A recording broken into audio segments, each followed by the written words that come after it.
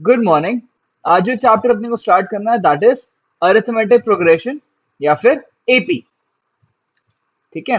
अब अगर मेरे को कोई भी डेटा है, अगर वो मुझे गिवन है और उसमें अगर मेरा कोई पर्टिकुलर सीक्वेंस अगर बन रहा है, then that set of data, that series of data is called as a sequence. और अगर उसमें कोई रैंडम ऑर्डर में ही डेटा अगर अरेंज्ड है, then we call it as simply series. और अगर उसमें कोई पर्टिकुलर ऑर्डर है, then we call it as a sequence. There are many different kinds of sequences जो अपने हो सकते हैं, लेकिन अभी पहला जो सीक्वेंस अपन को 10th में पढ़ना है दैट इज अरिथमेटिक प्रोग्रेशन। इसमें the conjugative members of the given sequence will differ by a common difference. तो जो सीरीज बनना चाहिए तुम्हारा, वो सीरीज बनेगा a, which is the first term, a plus d, which is the second term, a plus 2d, which is the third term, and so on and so forth. इस तरह से तुम्हारा पूरा सीरीज कंटिन्यू होता है। Then इस पूरे उसमें a is your first term, d is your common difference. Now the common difference is given by either subtracting the first term from the second term, या subtracting the third term from the fourth term, या तो subtracting the n minus 1th term from the nth term। कोई से भी दो consecutive terms का जो difference होगा that will give me my common difference. Now n, n जो रहेगा यहाँ पे, n क्या होता है? n is your term number. n is your term number. Let's just say तुमने एक थ्री सीक्वेंस बोला हुआ है 2, 4, 6, 8, 10। तो यहाँ पे 10 कौन से नंबर पे आ रहा है? फिफ्थ नंबर पे आ रहा है। तो n फॉर द नंबर 10 कितना हो जाएगा? 5 हो जाएगा। Similarly, the next thing is an. an is your general term.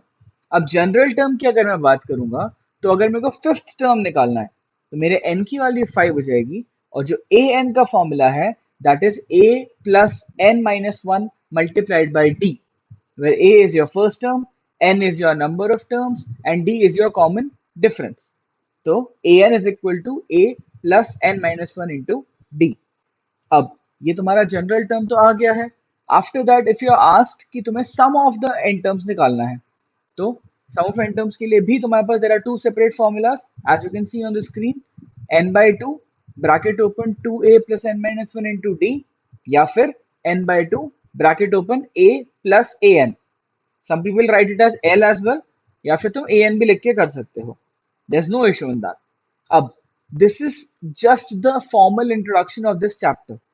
अब इसके अलावा there are many other things that follow through this introduction. जैसे अगर मैं नीचे जाऊं और यहाँ जूम इन करूं, तो यहाँ पे क्या है? अगर लेट्स से तुम्हें एक एपी एक क्वेश्चन दिया हुआ है, एंड एक क्वेश्चन में तुम्हें बोला हुआ है that sum of three numbers in AP is something, find the numbers. तो फिर उस केस में अगर थ्री टर्म्स रहेंगे, तो what are the terms that you should take to make your question easier? You are suppose to take it as a minus d, a and a plus d. ये करने से क्या हो रहा है तुम्हें? तुम्हारा माइनस डी और प्लस डी जो है वो आपस में कैंसिल हो जाएगा। और अगर वो कैंसिल हो गए तो इक्वेशन में सिर्फ एक सिंगल वेरिएबल बचेगा तुम्हारा, दैट इज a। तो उसको सॉल्व करना इजी होता है। दैट इज इसी तरह से सिमिलरली अगर फोर टर्म्स का सम दिया है तो भी दिया हुआ है एक्सप्रेशन, फाइव टर्म्स का सम दिया है तो भी एक्सप्रेशन दिया हुआ है। डिपेंडिंग ऑन द क्वेश्चन अपन इस चीज को यूज करते हैं, जिसमें कोई वो नहीं है। This is simply a trick और a logic to help you solve some difficult problems. Now, this is it. This is your general introduction of the chapter AP. Following this, let us solve some questions. एक आधी question उठा के देखते हैं अपन। अगर तुम्हें screen पे दिख रहा है तो there are three terms, first term comma second term comma third term, तीन टर्म दिए हुए हैं और लिखा हुआ है that they are in AP. अब मुझे बताओ, if they are in AP that means that the second term, that means that the second term minus the first term कितना होता है? कॉमन डिफरेंस होता है। This should be equal to the third term minus the second term. अब अगर मैं यहाँ पे से वैल्यू देखूं, तो ये मेरा फर्स्ट टर्म है, ये मेरा सेकेंड टर्म है और ये मेरा थर्ड टर्म आ रहा है। इन तीनों की वैल्यूज को उठा के मैं अगर इस एक्सप्रेशन में डाल दूं, तो व्हाट डू आई गेट?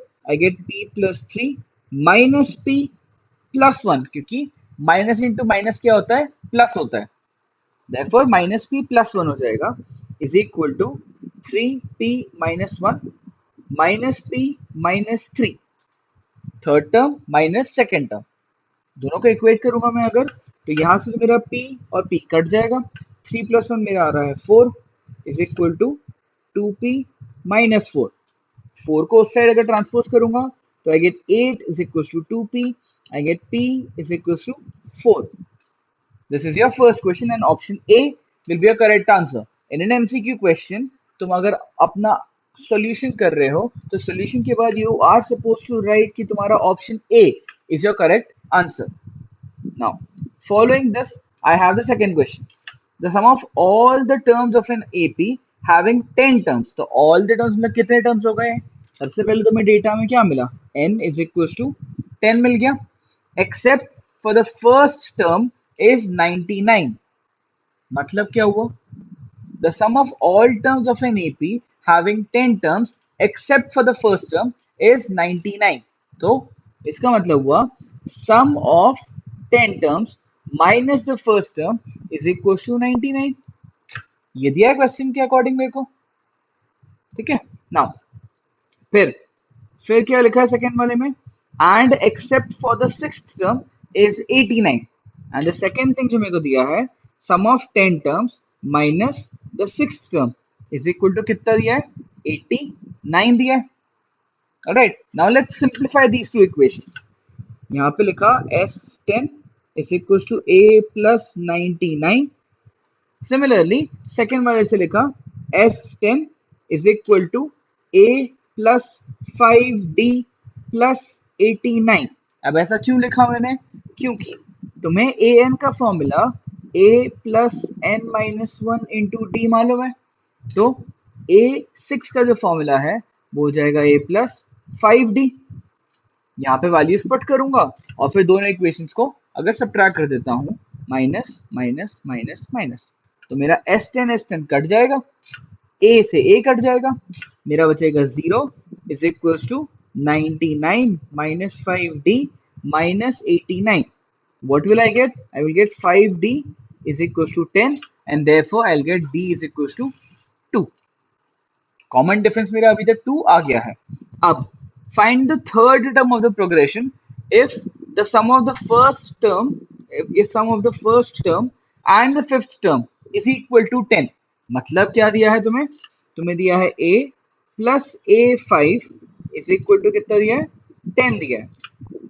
यहाँ पे फिर से वैल्यूज पुट करूंगा, an is equal to a plus n minus 1 into d होता है, तो मेरा आएगा a which is your first term, फिर a5 की वैल्यू हो जाएगी a plus 4d which is again equal to 10.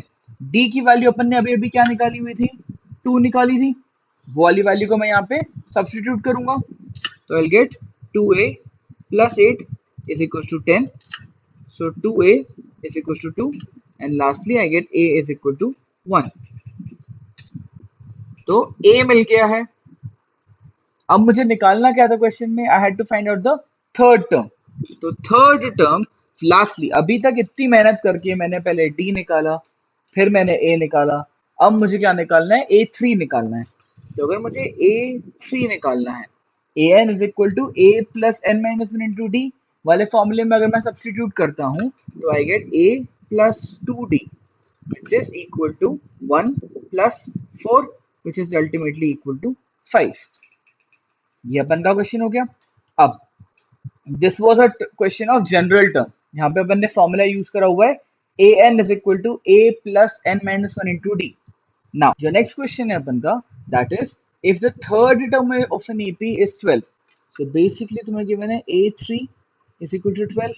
So a plus 2d is equal to 12. Then इसके बाद तुम्हें given है that the seventh term is 24. So if the seventh term is 24, then a7 is equals to 24. an का formula use करूंगा तो ये हो जाएगा a plus 6d is equals to 24. If I'll subtract both the equations, why will I do that? क्योंकि ये क्या बन रहा है? Linear equation in two variables नहीं, ये बन रहा है अपन का pair of linear equations in two variables. Right, तो मैंने दोनों इक्वेशंस को क्या किया? सब्ट्रैक्ट करा, तो I get minus 4d is equal to minus 12 and hence I get d is equal to 3. अब अगर d इज इक्वल टू 3 मिल गया है तो मैं ऊपर वाली दोनों इक्वेशन में से किसी में भी पुट कर सकता हूँ. The method that I used here to solve this equation is called as the elimination method. मैंने एलिमिनेट करा a को और मैंने d की वैल्यू निकाली. अब मैं d की वैल्यू को ऊपर वाली दोनों किसी में भी इक्वेशन में पुट कर सकता हूँ. लेट्स जस्ट से मैं अभी के लिए फर्स्ट इक्वेशन में अगर मैं पुट करता हूँ तो what will I get? I will get a plus 6 is equal to 12. Therefore a is equal to 6 हो जाएगा. तो तुम्हें क्या मिल गया? a मिल गया है, d मिल गया है, 10th टर्म निकालना है. a10 will be equal to general term का formula a plus n minus 1 into d. a plus 9d हो जाएगा. So a10 will be equal to 6 plus 9 into 3, which is 6 plus 27, which is 33. This is your final answer. Now, alright, फिर अगला जो question आ रहा है अपन का कि I need to find the sum of all two-digit numbers which when divided by 4 yield 1 or unity as a remainder. Now what is a two-digit number? 10, 11, 12, 13. So smallest two-digit number क्या है? 10 है. अगर मैं उसको 4 से डिवाइड करता हूँ तो रिमाइंडर मेरे को 2 मिलेगा. सिमिलरली अगर मैं 11 को 4 से डिवाइड करता हूँ तो मेरे को रिमाइंडर 3 मिलता है. अगर मैं 12 को 4 से डिवाइड करूंगा रिमाइंडर मुझे मिलेगा 0. बट अगर तुम 13 को डिवाइड करते हो किससे? 4 से. 13 को डिवाइड करोगे 4 से, 4 3 जा 12, रिमाइंडर कितना आ रहा है? यूनिटी आ रहा है.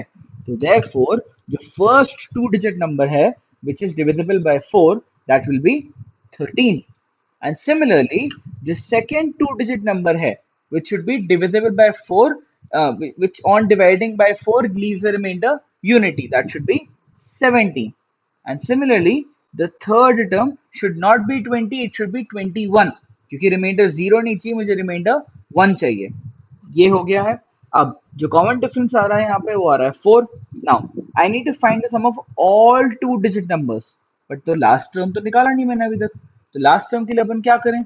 Late us divide the last two digit number which is 99 by 4. तो मैंने क्या करा? 99 को डिवाइड करा बाय 4. 4 2 जा 8, 1 9, 4 4 जा 16.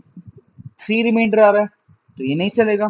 देन 98 को डिवाइड करूंगा तो मेरा 2 रिमाइंडर आएगा आई गेस.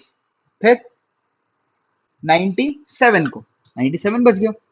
97 को इफ आई ट्राई 4 2 जा 8 1 7 4 4 जा 16, रिमाइंडर आ रहा है मेरा 1. सो इसीलिए जो nth टर्म है तुम्हारा वो क्या हो जाएगा? 97 हो जाएगा. Now in order to find the sum of n terms तुम्हें क्या चाहिए? पहले n की वैल्यू तो चाहिए ना तुम्हें. तो पहले अपन n की वैल्यू निकालेंगे. तो an is equal to a plus n minus 1 into d. तो क्या हो जाएगा अपना? 97 is equal to 13 plus n minus 1 into 4. 97 में से 13 सबट्रैक्ट कर रहे हैं तो क्या आ रहा है? 7 minus 3 is 4, 9 minus 1 is 8, 84 is equal to n minus 1 into 4, 4 2s are 8, 21 is equal to n minus 1, hence n is equal to 22. अब अगर n की वैल्यू तुम्हारी 22 आ गई है तो what will be the sum of n terms? क्योंकि you had to find the sum of all the digits, all the two digit numbers which leave the remainder 1 on division by 4. तो sum of 22 terms हो जाएगा 22 divided by 2 bracket open 2 into first term, क्योंकि sum of n terms का formula क्या होता है? n by 2 bracket 2a plus n minus 1 into d. या फिर एक और फॉर्मूला होता है, अपन आएंगे उस चीज पे. पहले ये वाला देख लेते हैं. n by 2 bracket 2 into a plus n minus 1 multiplied by d. Now what is the value of d? d की वैल्यू अपन ने ऑलरेडी देख रखी, दैट इज 4. बट मेरे पास एक और फॉर्मूला है कैलकुलेट करने का, तो that is n by 2 bracket open first term plus last term. तो फर्स्ट टर्म क्या था? 13 था एंड लास्ट टर्म क्या था? 97 था. दोनों फॉर्मूलों से तुम्हारा आंसर सेम ही आएगा, but it's just that I have given you two separate formulas to calculate. क्यों? क्योंकि डिपेंड करता है कि क्वेश्चन में अपने को इन्फॉर्मेशन कौन सी दी है और अपन क्या यूज कर सकते हैं. Alright, now this was another general introduction of the chapter AP. We solved a few questions. I hope you were able to understand something. Okay, now solve as much as you can, and we'll meet for the doubts later on. Okay, all the best. Work hard.